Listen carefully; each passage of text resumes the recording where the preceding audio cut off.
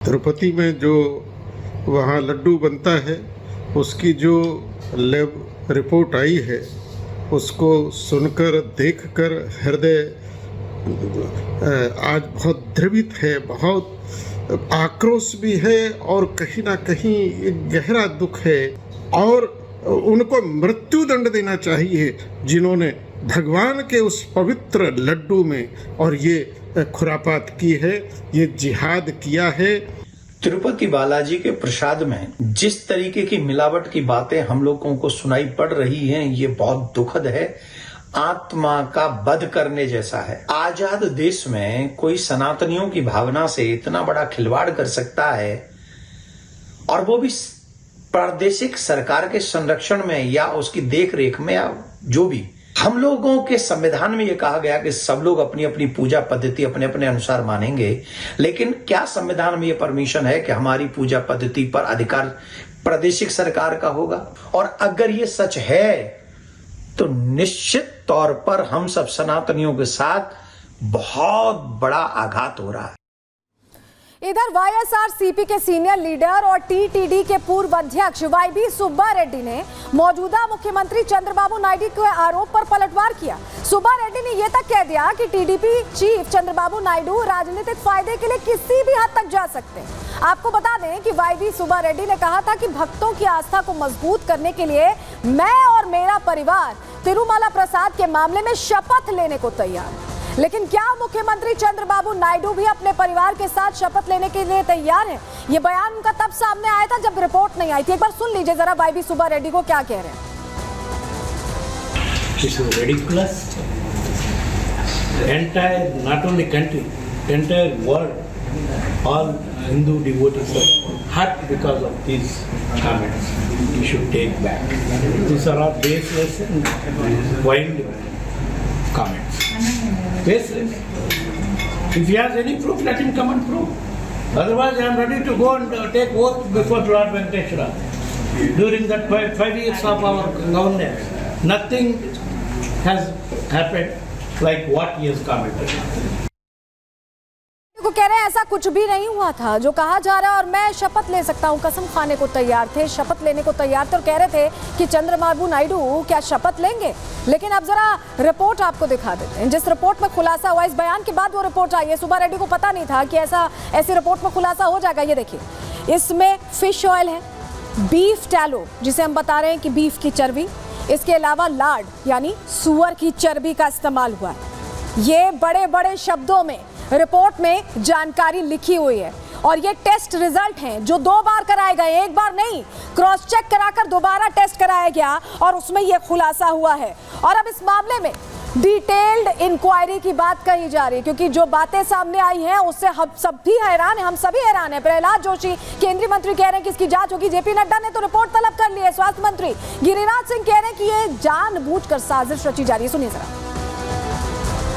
ये बहुत ही गंभीर मामला है, तो इसीलिए इसका पूरा डिटेल्ड इंक्वायरी होना चाहिए। तो डिटेल इंक्वायरी के बाद में जो भी गलती किया है उनको जरूर सजा मिलना चाहिए। जैसे ही ये खबर मुझे मिली, मैंने चंद्रबाबू नायडू जी से बात की, उनसे मैंने डिटेल उसकी ली है, और मैंने उनको कहा है कि आप तुरंत एक जो आपके पास अवेलेबल रिपोर्ट है वो रिपोर्ट आप मुझे भेज दें। उस रिपोर्ट को मैं एग्जामिन भी करूंगा। Suitable action will be taken accordingly. जो भी कानून के दायरे में और जो भी हमारी नियमावली food safety standards authority of India के तहत आती है, उसके तहत हम इस पर कार्रवाई करेंगे। सीबीआई के जांच के दायरे में आना चाहिए कि कितने रुपए का घी लिया गया, कौन चर्बी का घी क्यों लिया गया। ये हिंदू धर्म के साथ घोर अत्याचार है। केवल इसे मिलावटी का सजा नहीं मिले, बल्कि इसे इस फांसी की सजा मिले, हैंगिंग हो जिसने भी किया है। तो आंध्रा से अयोध्या तक ये साजिश रची गई। हमारे साथ हमारे 2 सहयोगी सीधे जुड़ रहे हैं, उनका रुख कर लेते हैं। हमारे साथ अजय दुबे जुड़ रहे हैं, हमारे साथ राघवेंद्र भी जुड़ रहे हैं। लेकिन अजय, पहले आपके पास आ रहे हैं। बहुत से लोग जाते हैं दर्शन के लिए, आपके साथ भी जो लोग मौजूद हैं, हो सकता है वो भी दर्शन के लिए गए हों। किसी को विश्वास हो रहा है क्या कि प्रसाद में अपने फायदे के लिए इस तरह से शुद्धता से समझौता?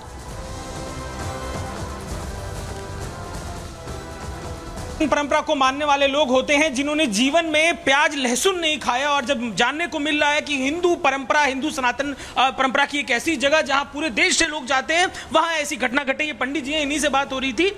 सुना आपने, क्या हुआ है, क्या मन में भाव है? सर ये जो है बालाजी में जहाँ पे लोग दर्शन करने जाते हैं, जो खाते हैं लहसुन प्याज वो भी वहाँ से छोड़ के आते हैं, और उस जगह पे ऐसी गंदी हरकत कर रहे हैं। उन बनाने वालों को, ऐसा धर्म नष्ट करने वालों को मैं तो कहता हूँ वहीं पर सरकार को अलाउ कर देना चाहिए कि बोटी बोटी खान करके तालाब में फेंक देना चाहिए। आप तो पूरे जीवन पूजा पाठ परंपरा इन्हीं सब चीजों को दे दिए, ये घटना जो घटी क्या उस पर कहिएगा? उस पर तो बहुत ही शर्मनाक बात है, और इसके लिए कोई कहने के लिए कोई बचा ही नहीं है, इसके आगे कोई मात्रा ही नहीं है। कोई मात्रा नहीं। आप बताइए, आप लोग तो पूजा पाठ करने तमाम मंदिरों पर हमेशा पहुंचे रहते हैं, क्या मन में भाव आ रहा है? ये तो हिंदुओं के आस्था पर बड़ा प्रहार है, और मुझे लगता है कि अभी इसमें जांच में बहुत सारे तथ्य भी सामने आएंगे। ये मानसिकता क्या है? कोई थूक देता है, कोई कुछ कर देता है, ऐसे मंदिरों में ऐसे कर रही है, क्या मानसिकता है ये? अब ये तो इन लोगों का बहुत घिनौना कार्य है, ऐसे ऐसे लोग भी हैं, ये अब खुल के सामने आ रहा है। ऐसा तो देखिए, लोग हैरान हैं, घिनौना बता रहे हैं ये सब जो कुछ हो रहा है उसको देखकर। अजय, आज आप हमारे साथ बने रहेगा, राघवेंद्र भी हमारे साथ जुड़े हुए हैं। राघवेंद्र, ये जो तस्वीर है ये हैरान ही कर रही है लोगों को। लोग सोच रहे हैं कि भगवान को तो बख्श दो कम से कम।